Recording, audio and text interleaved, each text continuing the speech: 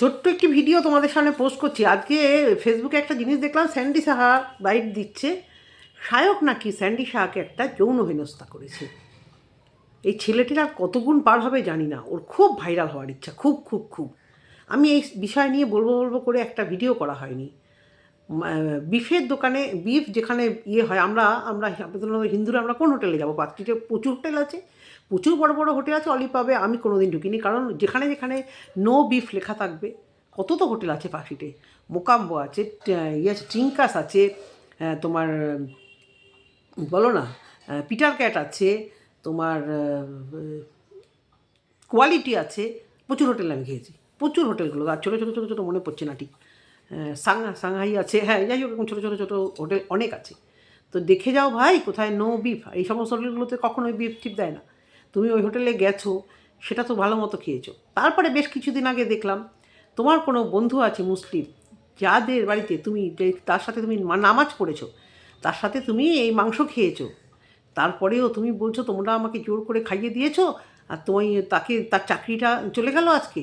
তোমার এই ফেসবুকে ভাইরাল হওয়ার নেশায় একটা লোকের চাকরি চলে গেল, সে 100 বার ভুল করেছে, 100 বার ভুল করেছে।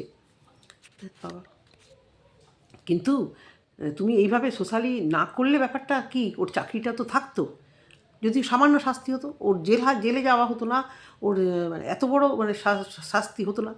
তুমি এইভাবে ফেসবুকে করে দিয়েছো, এটাকে তুমি ভালো করলে? অবশ্য করেই।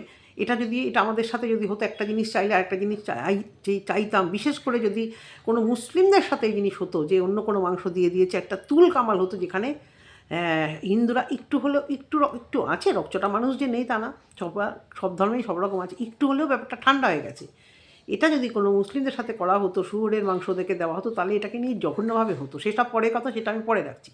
আমি বলছি শায়কের কথা, আর কত গুণ বেরোবে। দুদিন আগে দেবলীনার আইসিইউর ঘরের মধ্যে ঢুকে ঢুকে ভিডিও করে করে ভাইরাল হয়েছে, তবু তো চ্যানেলটা 1 লাখ এখনও করতে পারলো না। হ্যাঁ, তারপরে দেবলীনাকে নিয়ে নিয়ে নিয়ে নিয়ে বলে বলে ভালো ভিউজ কামিয়েছে।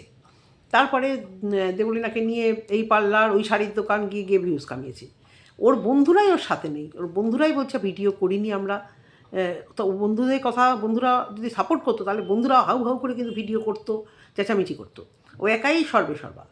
প্রচুর অভিনেতা, টলি অভিনেতা, অভিনেত্রীরা এর এগেনস্টে মুখ খুলেছে, যে এ ভুল হয়েছে, কিন্তু এটাকে এর সাথে সারাদিন ক্যামেরাটা নিয়ে তুমি এরম এরম এরম করে ভিডিও করবে, তোমার তো একটু মানবিকতা থাকা উচিত। তাছাড়া তুমি নিজেকে ব্রাহ্মণ ব্রাহ্মণ ব্রাহ্মণ, আজকালকার যুগে এসে কোন সা ব্রাহ্মণ, কোন সা কায়স্থ, কোন সা নমশূদ্র গো? হ্যাঁ, কোন সা আজকাল জাত পাত এই নিয়ে তুমি পড়ে আছো?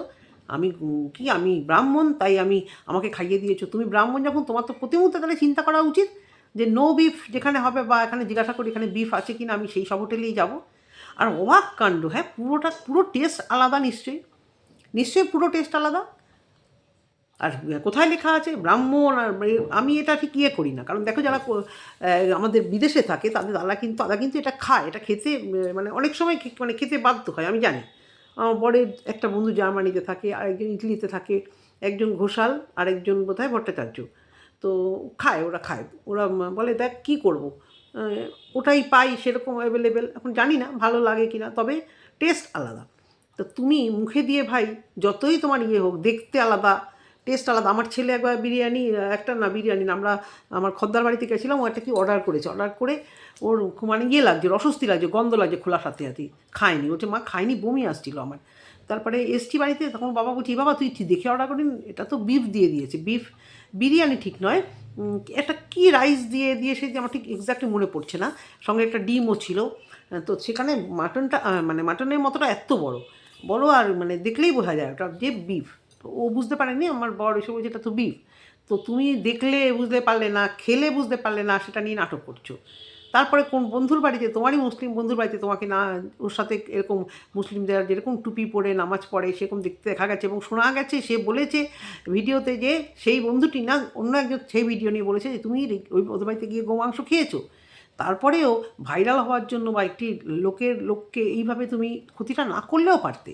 আর আজকে তো তোমার ওর বেয়াদবির সীমা ছাড়িয়ে গেল। স্যান্ডি সাহা যে কথাগুলো বললো, যে এতদিন আমি চেপে রেখেছি, যে শায়কের সঙ্গে পরপর 3 বার প্রোগ্রাম হওয়ার পরে, আফটার শুটিংয়ের পরে ওর বাড়িতে যখন যায়, তখন ও ওকে তুমুল হেনস্থা করে, যৌন হেনস্থা, যেটা ওকে ভীষণভাবে শক করেছিল।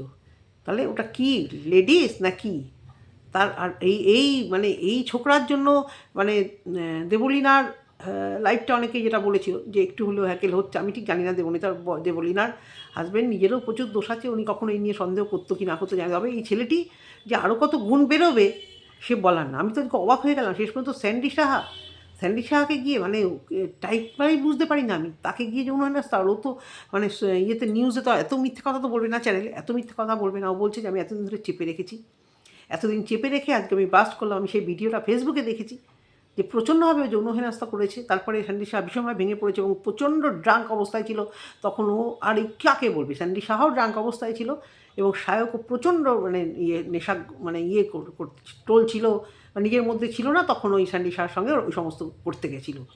ভাবতে পারো, ব্রাহ্মণ আমি এই আমি সেই,